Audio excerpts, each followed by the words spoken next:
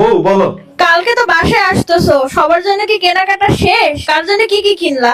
মার লেগে আর আপার লেগে শাড়ি পাঞ্জাবি কিনছি, ছোট বোনের লেগে 3 পিস কিনছি, আর ছোট ভাইয়ের লেগে শার্ট প্যান্ট কিনছি। বাবুর জন্য একটা পরীর মতো ড্রেস কিনছি বুঝছো। আর তোমার লেগে একটা নাকফুল আর পুঁথিতে কাজ করা একটা লাল টুকটুকে শাড়ি কিনছি।